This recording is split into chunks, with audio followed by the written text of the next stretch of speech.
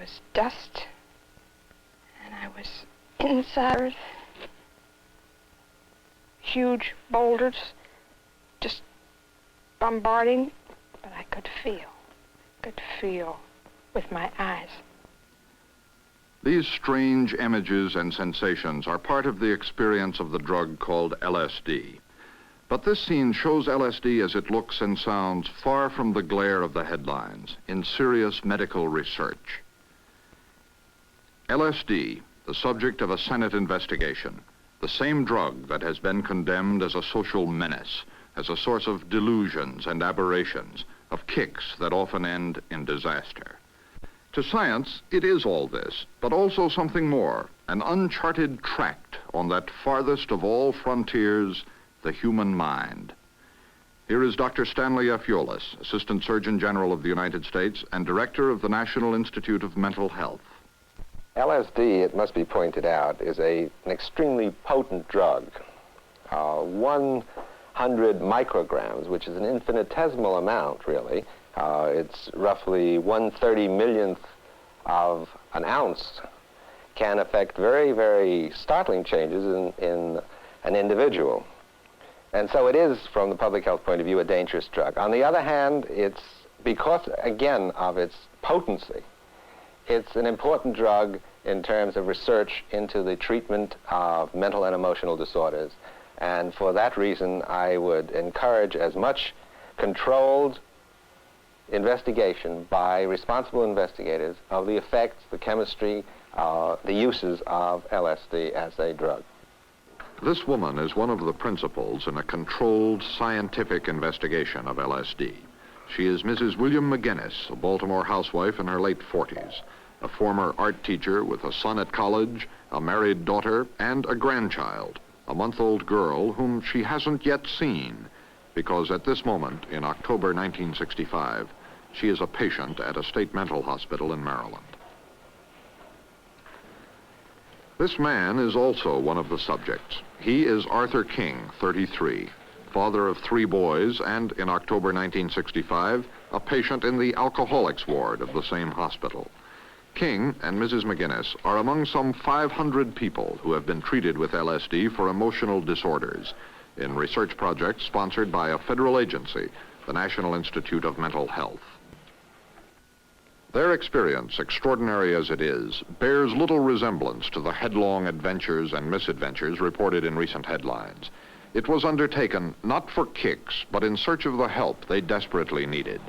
It took place in a modest white frame building called Cottage 13.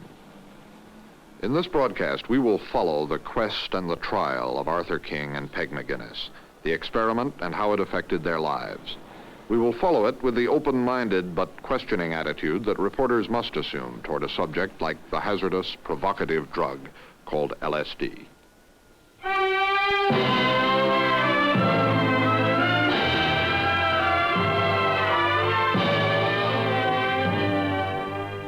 CBS reports LSD, the Spring Grove experiment, with Charles Kuralt. LSD, lysergic acid diethylamide, a chemical compound, an accident of research. It resulted from a Swiss chemist's experiments during the 30s with medicines derived from a plant fungus.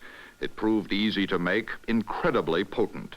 A single ounce contains 300,000 doses, each dose drastic in its effects.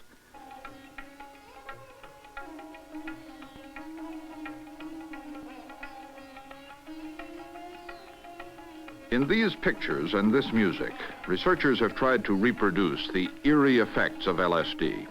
This is an excerpt from a psychological research film.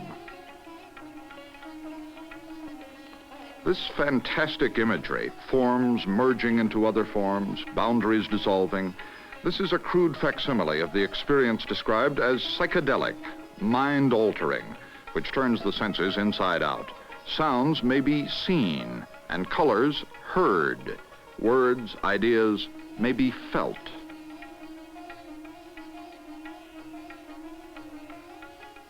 Science has its own descriptions. LSD, it suggests, alters the chemistry of cells in the brain, alters it in a way that exposes the mind to shattering impressions or to guidance.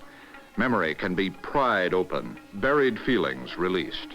With LSD, some psychiatrists say, they can reach and perhaps restore disordered minds.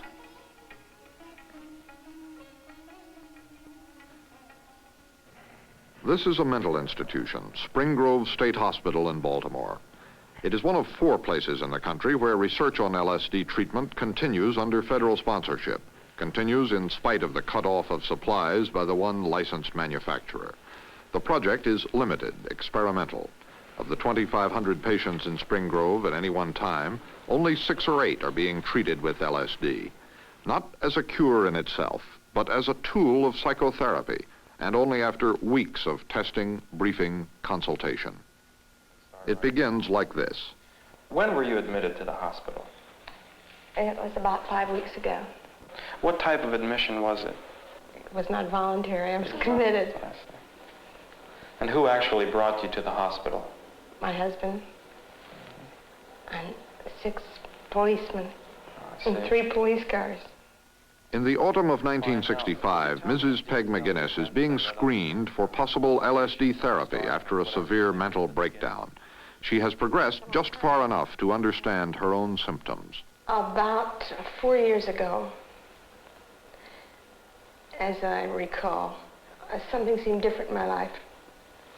And I'd been happily married and always busy and productive, and I was teaching school, and I had 2 teenage kids, and something seemed empty. I couldn't put my finger on it.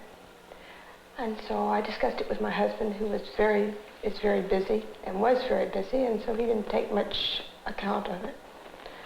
And I said I felt he was ignoring me. And I was dramatic and said I would leave him if he didn't pay more attention to me. And I distinctly remember this. It was around October. So he said, all right, I will try to pay more attention to you. And then in February that year, I left him the first time. It was just a gesture. I took off and real dramatic. I went to Hagerstown, which wasn't far. And I was gone a couple of days. And I called him and he said, please come back. And I said, well, I don't feel important in your life anymore. And talking over with other ladies my age, it seems a lot of them felt this way, even though I was very busy, plenty doing. And I didn't think it was sickness. As a matter of fact, when I was admitted over here, I didn't think it was sickness. I thought he was sick and I was well. Well, that kept on for about a year and a half, maybe even 2 years, often on times of feeling that there was something wrong with my life. Things weren't turning out the way I'd expected. I don't mean fairy book stuff, but really, I felt odd and kind of empty. And so my husband said, well, then I decided, well, if he's different toward me, there must be somebody else. And so he said, well, if you think there's somebody else, and of course he declared there wasn't anyone else, if you think there's somebody else, come up with something. Of course, I thought then he was meeting I wasn't sure it was one girl or several girls on site. First delusion that I had was one time when I followed up a license number from a car, and I went to this particular house, and my daughter was with me, and it was a little neighborhood with all the little square houses and the flowers, and this one address was very morbid looking. Grass up high, windows, blinds drawn, and I thought, a rendezvous, and here I am. And no one answered. The door was ajar, but no one answered. It was real spook stuff. And I thought, well, it must be something other than just having an affair. There must be some illegal mess that he's involved in. So there's a lot to go into to tell you about the police, but the thing that really climaxed it was that there was a bank robbery in Maryland, and it was just happened to be in the area where my husband works. I was sure it was he. And I was terribly concerned they was going to do something worse. So finally, I went to the FBI, and I talked to a very important person there, and he took me seriously. Well, I was convinced, and he took me so seriously that he called the agent in Maryland, and they dragged my husband, not dragged, but they arranged to have him go up, and he had to take a lie detector test. And he came through with flying colors because he wasn't involved. And the person out there had been so very nice to me and was most sympathetic and concerned because I was suffering so.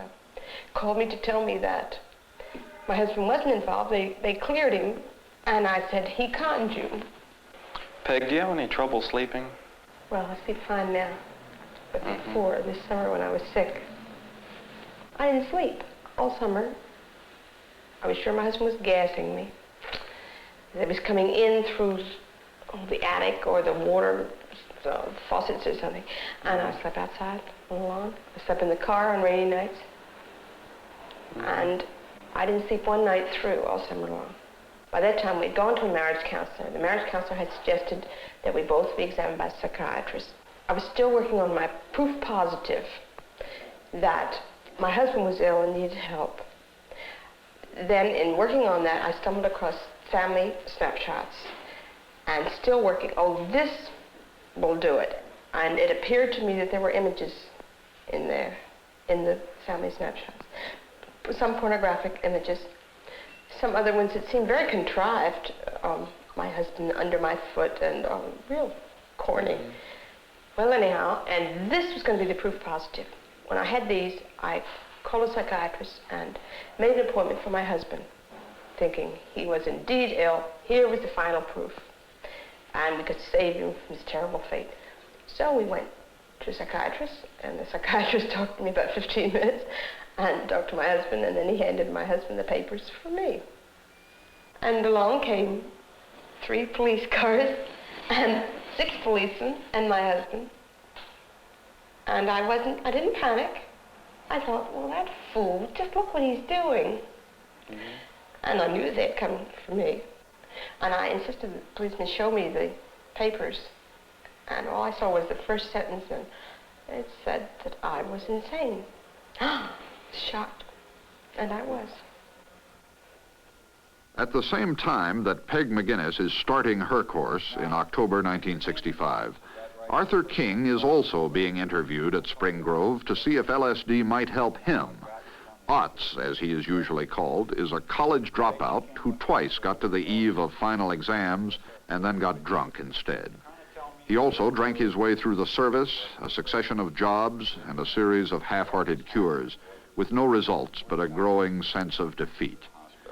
Well, I was living with my family, my wife and 3 children in South Baltimore. I'd been drinking quite heavily right before I came into the hospital. I went to the family doctor, and he gave me some pills, and he asked me to go home and take them and just relax. And I told him I was afraid to go home. I didn't want to go home, and I wasn't going to go home. And he said, why? And I couldn't explain why. Is there anything in your mind associated with those couple weeks just before you came to the hospital? No, I'd been drinking on and off for years. There's nothing. Nothing special was kind of happening in that. Now, when you want to drink, you can always find an excuse. It's either too hot or too cold, or if you have to, you start an argument with your wife and then go storming out of the house. But you can always find an excuse. Always something, huh? It's too wet. You just dream up excuses. Now, about when you were a kid, what was it like around the house? What was it like with your mother and father? And well, we got along very well. My father was just a regular, hard-working individual. He didn't smoke, he didn't drink. My mother was approximately the same way, although I did see her smoke once or twice, and occasionally she took a mixed drink. Was she the kind you could get close to? Well, she and I were very close. As a rule, she didn't get along too well with the neighbors. There seemed to be a lot of arguments with the neighbors. But within the household, we got along very well. Well, your own description of getting along with your mother, would you say it was real good or in the middle, or I would say it was real good. How do you get along with your wife when you're drinking heavy? Well, she would argue with me at first, and then she gave up on that, and once she locked me out and I broke the door down. She threatened maybe to leave or something like that. That didn't faze me. I didn't care. It's not that I didn't care for her, it's just that if she wanted to leave, I just told her there was the door. Go ahead and leave. but she stuck by me, and she hasn't left. Do you consider yourself an alcoholic? Yes, sir, definitely. It's caused me a lot of trouble in the past, and it's hurt a lot of things that I wanted to do and didn't complete. Just dropping out of school the way I did, or messing up in the service, or maybe losing a job for no apparent reason, even though I was doing well on it. And that seems to repeat over and over. And at this point, I feel that I haven't really accomplished anything. And I'd like to start over. All right, now I want you to take all 9 blocks and make this design. The weeks-long process of preparing for LSD therapy includes a battery of psychological tests. Partly, this is one more check to screen out patients so severely disturbed that they could not be reached and controlled while under the potent effects of the drug. It reminds me of can-can dancers. Primarily, it is to provide a basis for measuring the impact of LSD scientifically. This is part 1 in a before and after record of intelligence and emotions. I like living. The first thing that comes to my mind, Right. A mother. should let go. The only trouble, It's time. I wish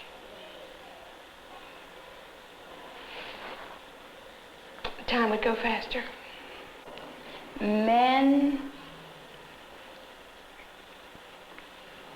Are hard to understand. Okay. I suffer. Less now than before. What's the main theme of the book of Genesis?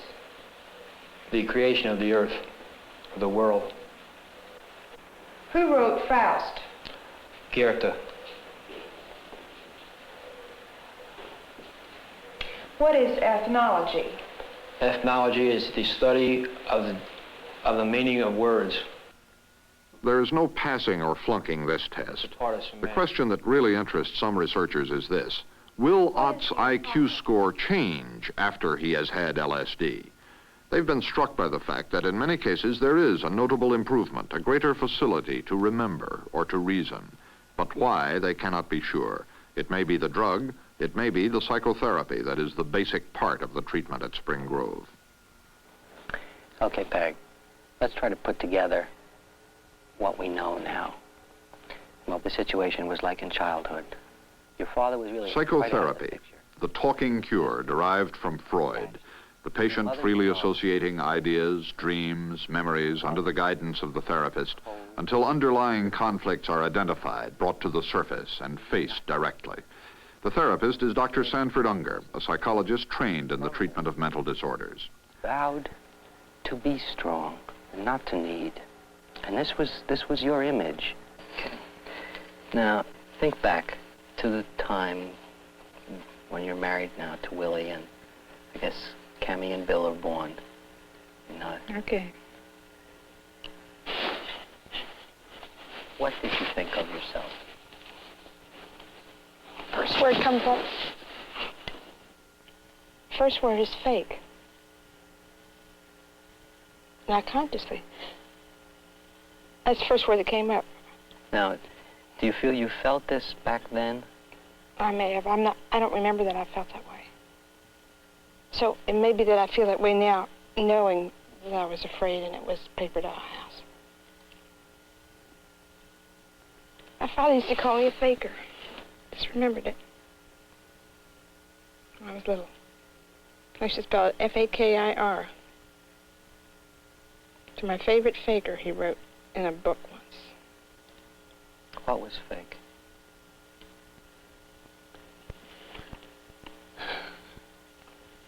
I don't know. Because I didn't,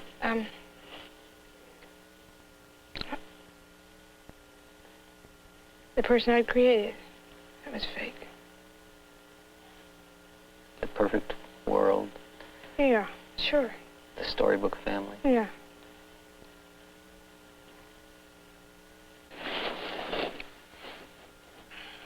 Peg, are we playing a game now? No, hell.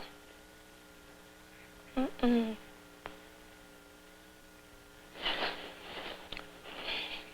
It's hard to make like real.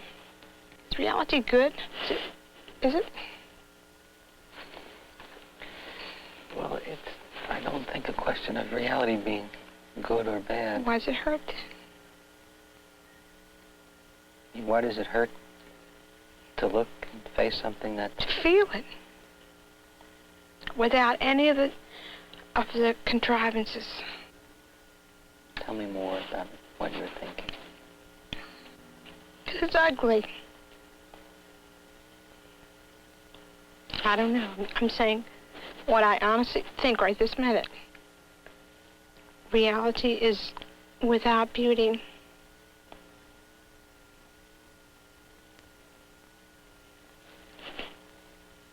Is it? I don't know. That's just what I feel.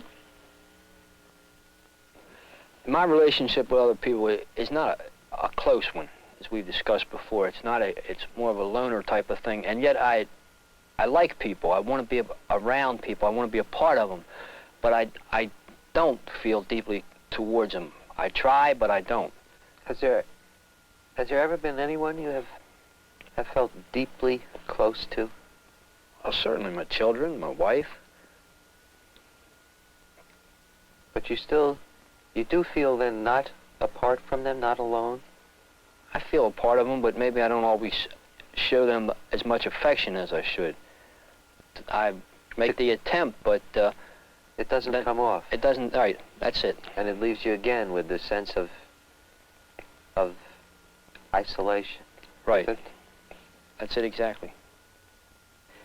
Now, actually, I'll be going over everything that may possibly be surprising, frightening, or in some way or other make it difficult for you during the LSD day, so that you'll know about it, so it won't surprise you. In this sense, it won't frighten you. You'll know it's not unusual or unnatural.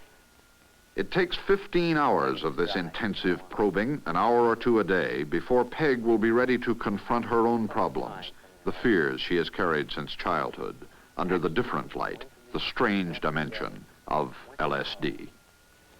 There may be moments when you feel as if your own boundaries are dissolving, as if somehow you're merging into the universe. Is it like dying?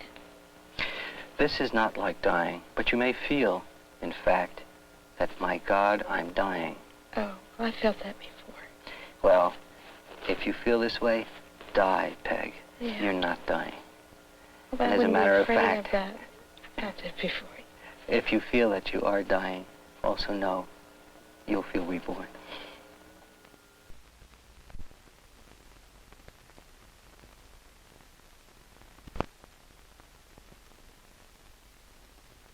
LSD Day in Cottage 13, a building on the grounds of Spring Grove Hospital.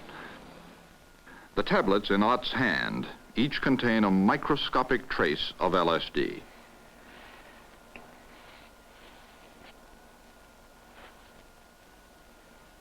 For all the sensationalism that has surrounded LSD, the experience itself looks undramatic.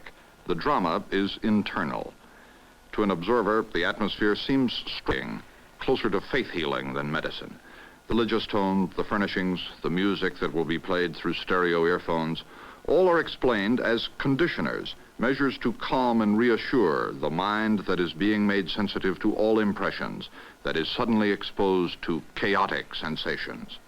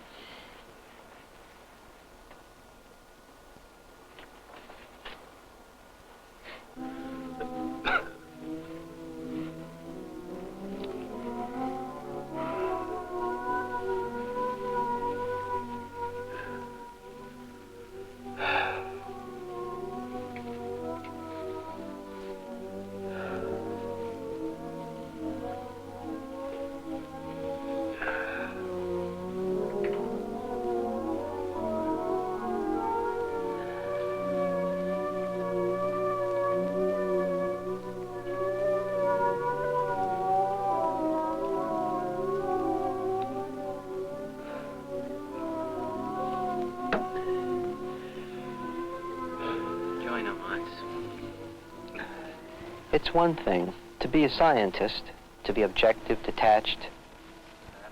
It's another thing to be a therapist. Psychotherapy is a human enterprise. It's in contact between humans. This is an intimate situation. One is exposed in a way that otherwise would never occur. There can't be distance or so-called objectivity. The commitment to a patient is perhaps the prerequisite ingredient.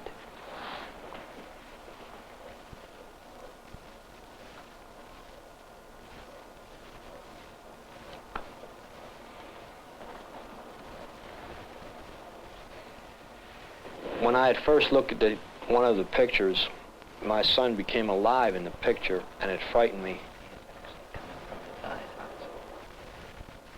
There was actually a hair in the back of his head that was out of place, and I pushed it down, and then I felt that everything was all right and that he could go out and play if he wanted. That was the feeling that came over me.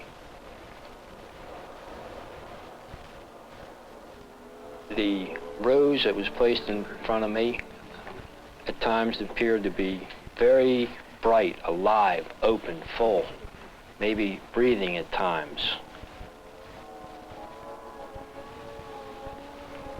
At other times, when the doctor asked me about, well, let's get out of here, we'll go down to the bar and have a few drinks or something to that effect. And then he said, would you look at the rose? And when I looked at the rose, it shriveled up, turned black. Even the fern around it fell over. The rose was dead. It's really pulsing. Is it ever pulsing? Wow. It's closing and opening. In the same building, on another day, Peg McGinnis begins the 14-hour trial under LSD. Straighter. Stronger. Shut up. No, I don't know which. No, I wasn't going to say. I thought you were going to say lie No, down. I'll tell you when I say lie down, and then we don't talk. What I want you to do is look at the rose. If I want to. If you want to. And let the agony and the hurt that was in you during these years past flow out into it. What happens to the rose, babe? When it takes on your agony that was past? It's beautiful as it opens. I just have to tell you about when I feel like I have no air, don't I? Now, it'll pass if you don't focus on it. You'll go right through it. Shut up and listen to music. That's right. Be relaxed and stop thinking. Sleep? Sleep, that's fine. I'm really afraid. Jesus Christ. I don't know of what, but boy, am I afraid. I could tell you 100,000,000 things I'm afraid of. They're all sharp. There were thousands of visual patterns of fear. And the first was breathing. I was enclosed and I died. I was terrified right through. Afraid of being thirsty, afraid of being alone. And I wasn't just alone for a little while. I was alone for 1 billion years. Did you look in the mirror? And then I was afraid of what time brought. And I was pockmarked, hideous, ugly, cobwebs, and ugly, and old, and older, and older, until I was just bones old. I can tell you about women. They think there goes beauty, there goes love, and they're scared to death. I looked at the pictures and I saw myself in that child, in my daughter, with a hurt, scared. Let's go. And then I started to work my way up through solid rock broke through.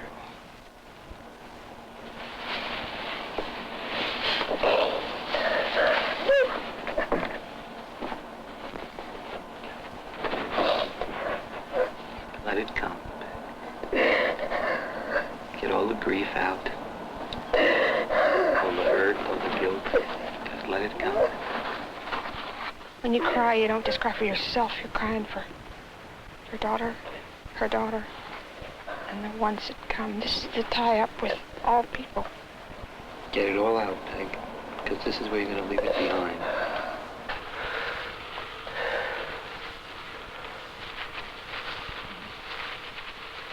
Ox, I want you to lie back. Put the eye shade on and the headphones and let the music carry you now. Let me be your guide, Ox. Just be. Let the music carry you. That's all. Get it out.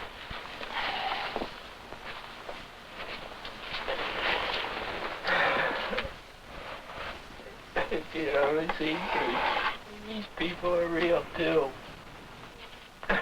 Mike, Bruce, Gary. That's the battle you're fighting. Is one that's in the past. You don't have to prove anything to your mother now. It's to yourself. The place for you now is on the couch, letting the music carry you. Let it to the house.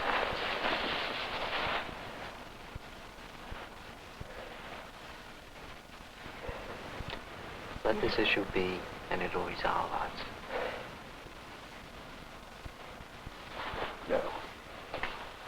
Just lie down. And let me back in. I can help. No.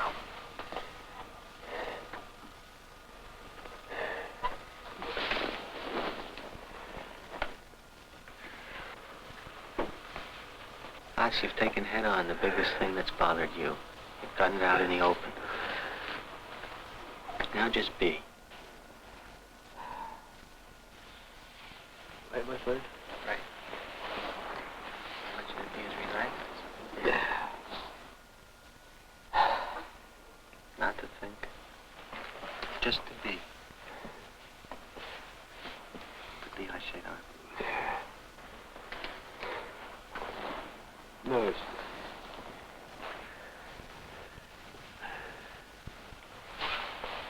Ox, don't keep me apart. Let me in. You're not alone.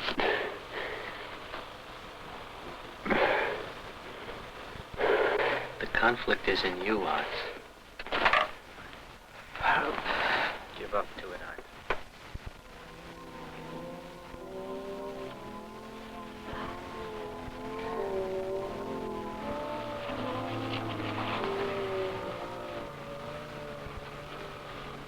Ox, I want you to remember yesterday when we went over instructions for this. Enough figuring out for now, Ox.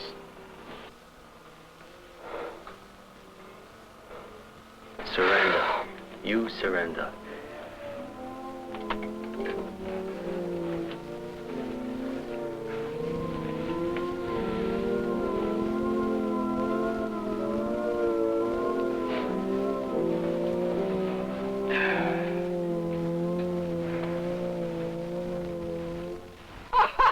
Oh, excuse me. Bye.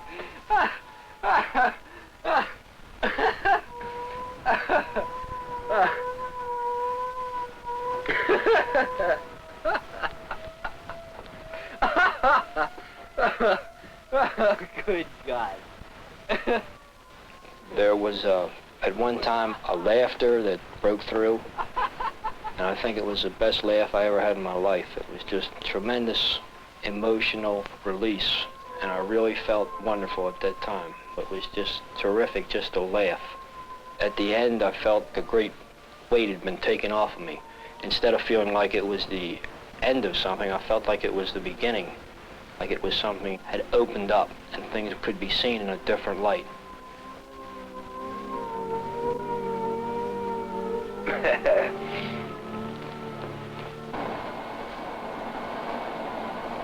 What's transfiguration mean? Rebirth. You feel transfigured? No, I feel reborn.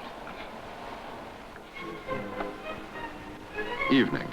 At the end of a strenuous 14-hour encounter between a patient and his own inner feelings, Cottage 13 becomes the scene of a family reunion. Otts and his wife, Jean.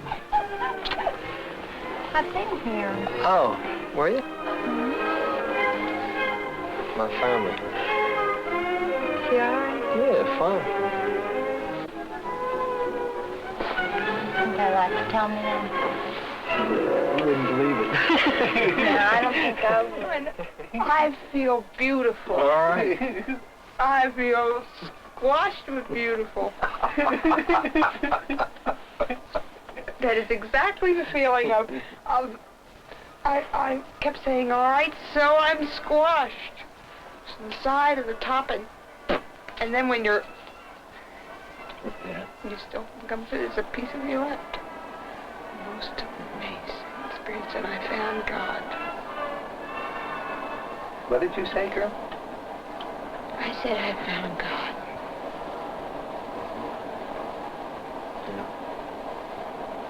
It only comes after you find yourself. I found a great big hunk of creation.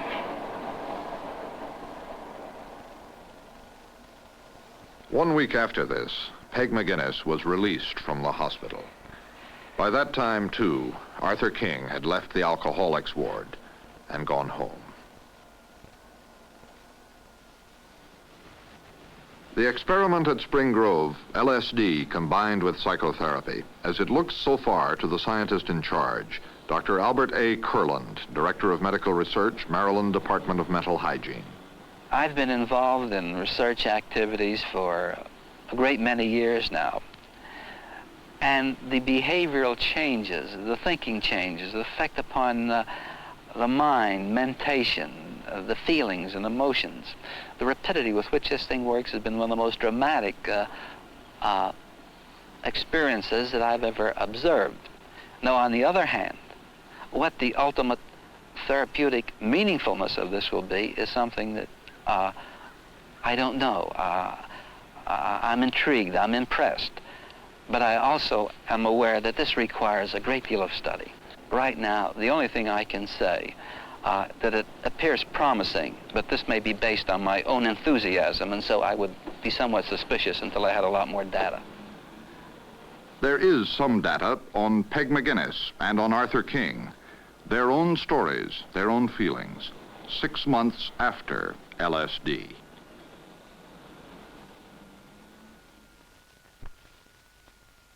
Six months after treatment with LSD, 6 months after his release from the alcoholics ward at Spring Grove Hospital, Arthur King has started over. At the age of 33, he has gone back to school, something he talked about doing for years. In evening classes, he's studying accounting. Which the largest borrowers can borrow monies. Otts has a new job as an insurance examiner, but he says these are only signs of a more important change. Well, how have things been going since you came out of the hospital? Have you had anything to drink, for example? No, I haven't. Nothing at all. And I haven't had any desire to drink anything. How do you account for that? Well, I think that before, there was always a conflict inside of me, and it had to be quieted down. But nothing's bothering me now. There's no buzzing going around in my head that's worrying me. I mean, the worries are all just the worries that everybody else has. Did you get any insights into the very basic causes of that conflict you spoke of? Yes, I did. Yes, I did. What were they? What was it that was causing you to live such a chaotic life before? Well, there were some specific attitudes that were inculcated in me by my mother that I no longer need. And I'm sure if she were alive now, she'd be the first to say so. Well, what sort of attitudes? Well, attitudes that I shouldn't be close to people. I shouldn't associate, that I should stay more tied down to her. And it's no longer necessary in any way. And I think I would have always remained a child if, literally a child in the sense of not being myself, not making my own decisions, not running the show myself. Specifically, in what ways is your life different now than it used to be? Well, at home, I feel more a part of things. In the neighborhood, I feel more a part of things. I can remember we used to sit around and discuss what was going to become of the kids and how I hoped that they'd become very successful, and I hoped that everything went well for them. And now when that comes up, I think that what's wrong with my becoming something? What's wrong with my doing things? I feel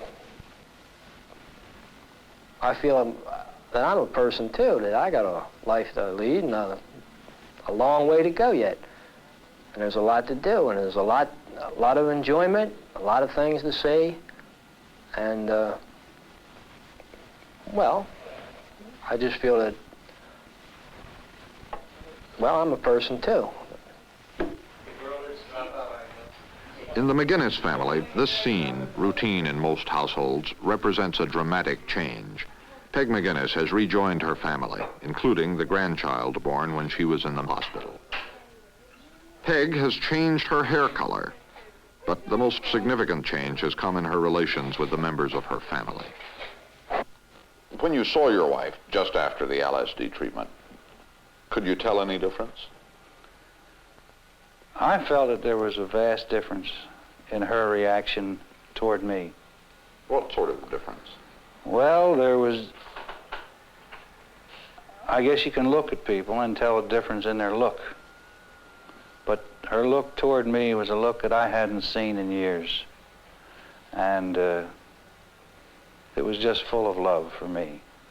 And it was a wonderful feeling, because I'd been a long time without this. When your wife came home after the LSD treatment, could you tell any difference? Oh, golly, yes.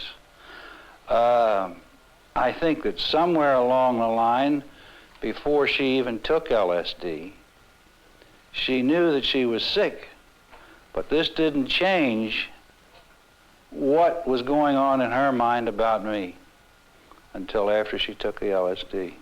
When did you paint this picture? I painted this the second month I was out. It isn't finished yet. It's perfectly terrifying. Is that what you went through under LSD? I didn't go through it. I was there.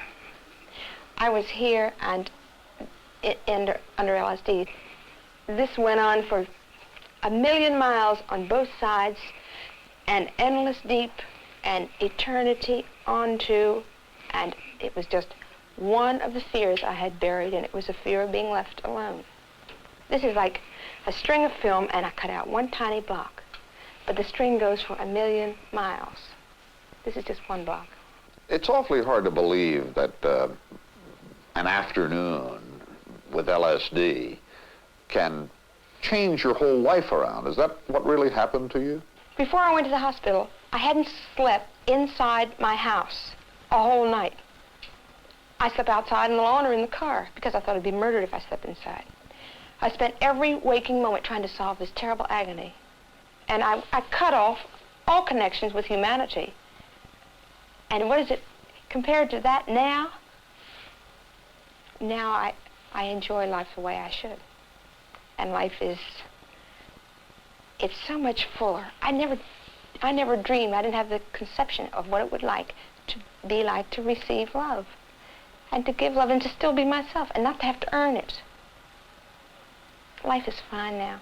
Well, couldn't you get the same results from ordinary psychotherapy? Did it really take a drug to bring you to where you are now? Well, I was given the words before, and psychotherapy is verbal. Understand? I was given the words, you are a scared kid. You are really frightened inside, but you've taken a lifetime to build a wall around it. I listened to the words, see? Now, in LSD, I experienced the words. I experienced it. All the fear that was trapped in me was released. It was hell, see, but I experienced it.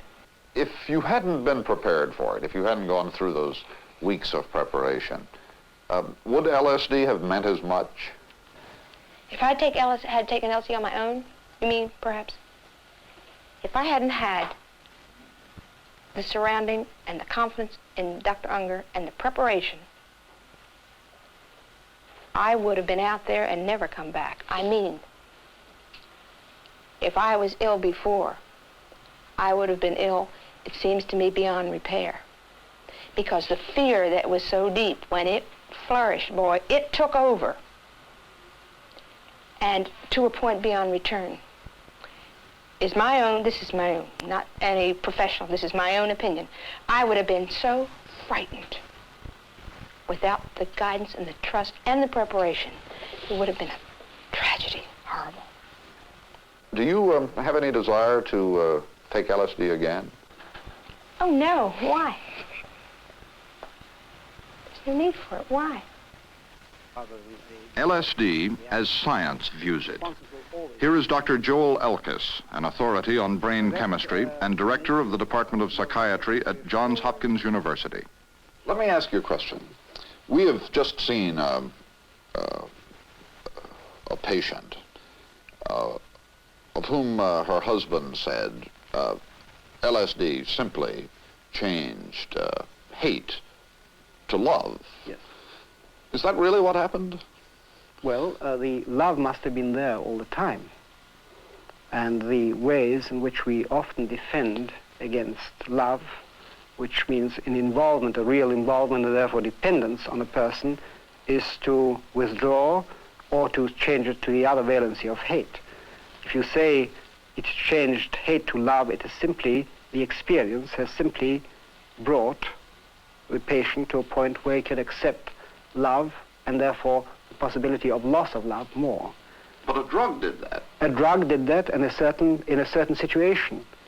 A drug did it after very careful preparation of the patient, after work with the patient which allowed him to realize some of the possible profound misconceptions which he's had about himself. So, in this respect, a drug is very useful. But do not give the impression that a drug applied to a patient will change love to hate, because if that patient had hate, I think what you'd see is more hate.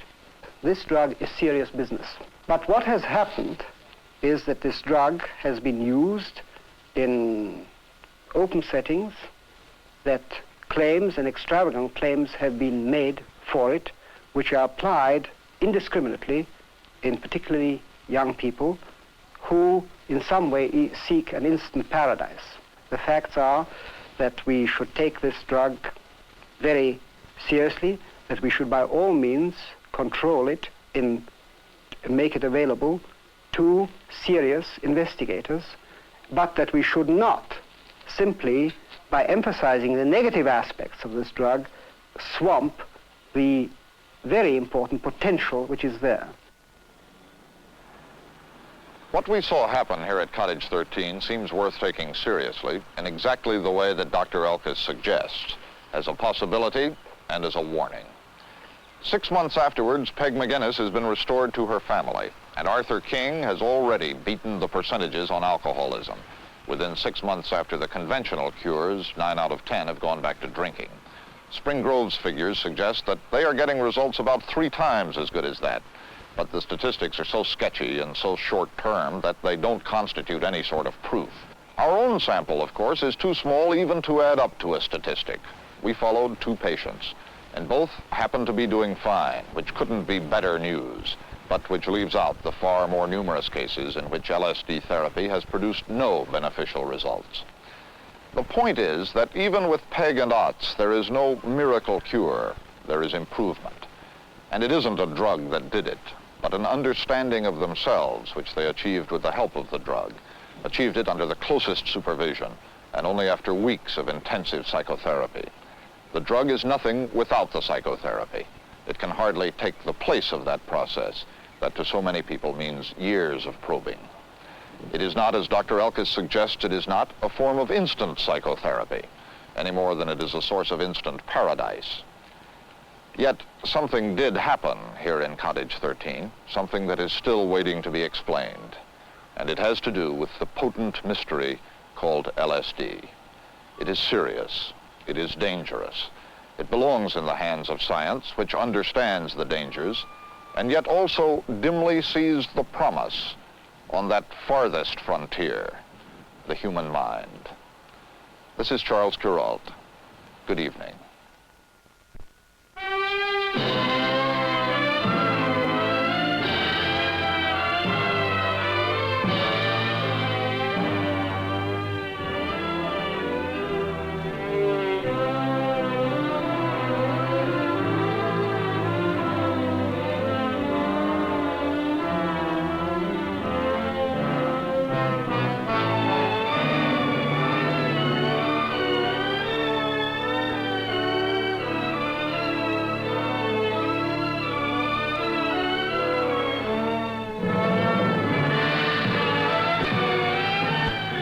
The Spring Grove experiment, filmed with the cooperation of the patients, their families, their doctors, at Spring Grove's State Hospital and the medical and legal officials of the state of Maryland.